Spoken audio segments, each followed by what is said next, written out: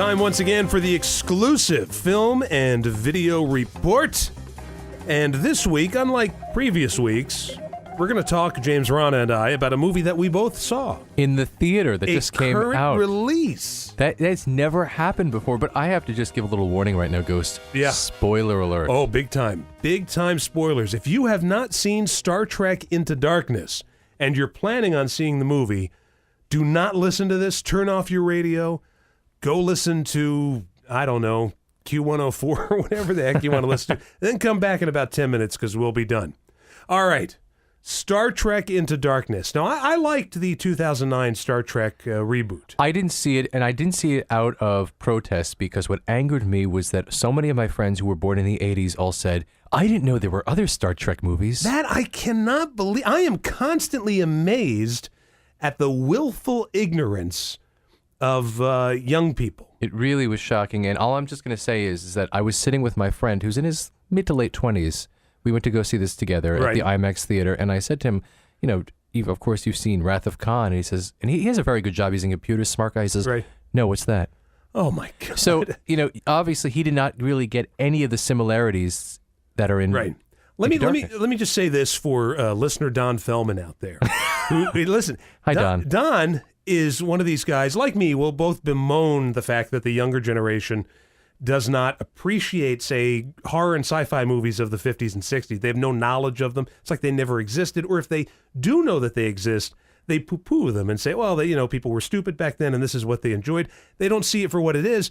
I got news for you. They don't know the 80s stuff either. That's true. They only know from the year 2000 on. So, I mean, to not even know that there were Star Trek movies, let alone the TV series. Now, in 2009, when the Star Trek reboot came out, I have to admit, I took a kind of selfish glee in the fact that there were going to be no more Next Generation movies, that series of movies had kind of flopped, and we were going back to the source material. We were going back to Kirk, Spock, and Dr. McCoy. Which I really preferred.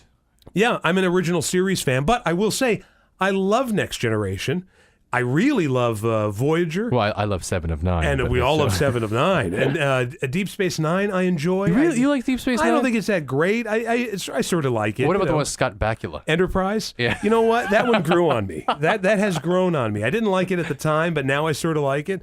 But the J.J. Abrams reboot of Star Trek, I understand the Star Trek fans' complaint about that movie is that it didn't feel like Star Trek. And they're right.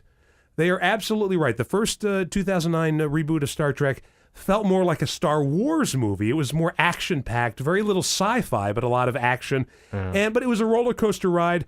It was great to see those characters represented on screen again, even though those are kind of different interpretations. There's a reason for that because this is a spoiler if you didn't see the first Star Trek reboot. This is all taking place in another timeline because the past has been changed. So nothing that happened later in the Star Trek universe that we know and love has been altered. That still exists, but this current series of Star Trek movies takes place in like another dimension.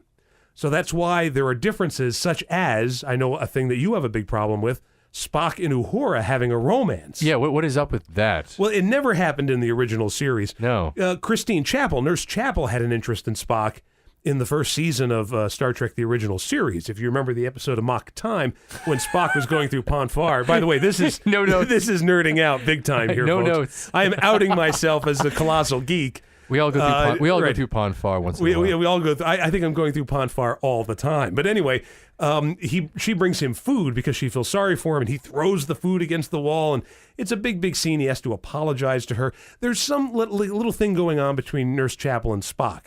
In the movies here, it's full on. Spock's making out with Uhura. In the movie, in Star Trek V, The Final Frontier, Uhura had a thing with Scotty. If you remember, that was the William Shatner directed. All I remember is her dancing underneath the moon. Right? Yeah. Oh.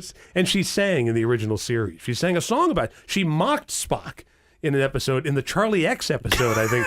Anyway, so getting back to Star Trek Into Darkness.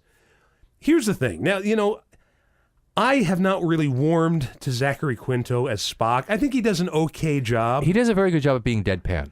Yeah, he doesn't have quite the, and it's not his fault, but he doesn't have quite the stoic persona, the mood, the whole thing that Leonard Nimoy has. Chris Pine as Kirk doesn't really work. It doesn't work because it's almost like it's the joke of Kirk, that Kirk is all about the women and going off half-cocked. If you watch Star Trek, the original series, he has his meetings with Dr. McCoy and Scotty and Spock where they discuss what they're going to do, and he talks about risk as his business. Yes, he violates the Prime Directive once in a while, but he's not cavalier about it like Chris Pine is in the movie. You're doing some Shatner-esque I am gestures. turning into Shatner, as we all know, is my biggest life's influence. Right.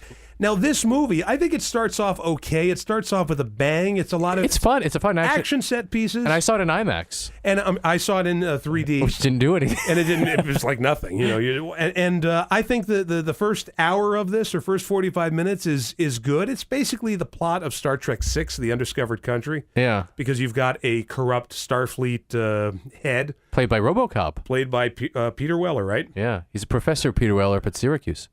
And he is... he's trying to start a war between the Klingons and Starfleet. And there's also a great deal, I think, on J.J. Abrams' side, a lot of the whole idea of drones, because we read about drones. Right. Drones are very big in this film. So here's the thing, though. So they introduce this character who's sort of a terrorist, because everything's got to be about terrorism now. What's his name? Jonathan something or other they call him. I forget. Benedict Cumberbatch plays the character. Jonathan. Yeah, I remember. Yeah. All right, and it's like Jonathan Harrison or something like that. Yeah, Jonathan. Yeah. It's I'm with the movie. You know, that first 60 minutes, I'm with the movie. Yes, it doesn't really feel like Star Trek, but it's a good action flick. I'm enjoying it. And then he says, my real name is not Jonathan Harrison. Spoiler alert. Here it comes. My real name is Khan Noonien Singh. Dun, dun, dun. And Kirk is taken aback, but he doesn't know Khan. No. They have no knowledge of Khan. Why are they shocked about Khan? And then the whole movie becomes a prequel to Wrath of Khan. Right, and not only a prequel, it becomes a redo of Wrath of Khan. We do get to see a beautiful blonde in her underwear. And you know, there was a lot of controversy about that, and they said Alice Eve is the actress. Yes. She plays Carol Marcus, who's a character that did appear in Star Trek II, The Wrath of Khan. Dr. Marcus. Dr. Marcus. And there's a scene where, for no reason at all, it's very gratuitous, she takes off her Starfleet uniform and she's in her bra and panties. Black satin. Black satin, as James so correctly noted. As that's the one thing. It sticks out in my mind. It's the iconic image of that movie for me.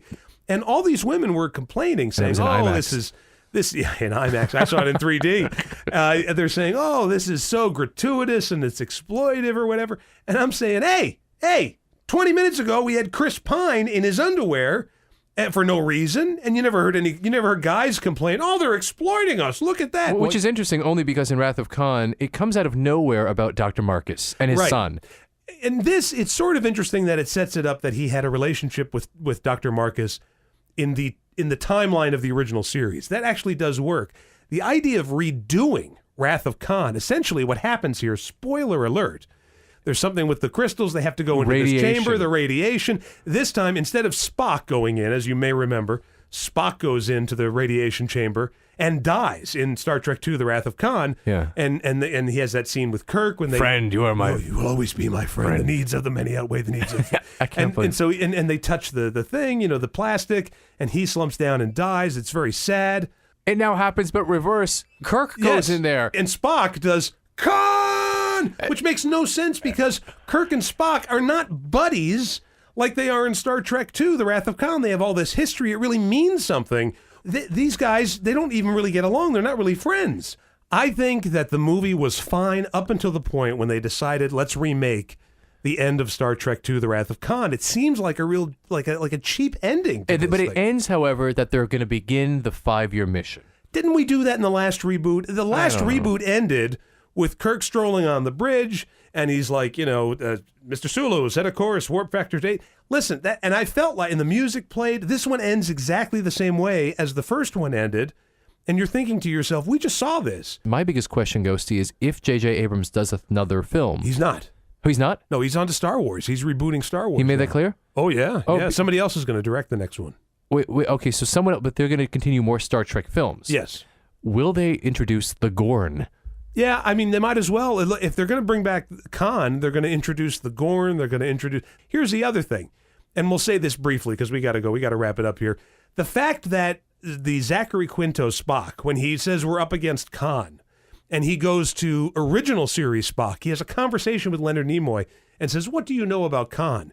And Leonard Nimoy tells him all he needs to know about Khan. Where is the risk factor in any of this if you can always go to original series Spock and ask him, like, have you ever met a Gorn before? Well, there's no fun in that. That's one of the problems. Nice, sweet and tender. I actually sometimes speak to, when I was young, I spoke to future James Rana, and I asked him, am I going to be at WFDU forever?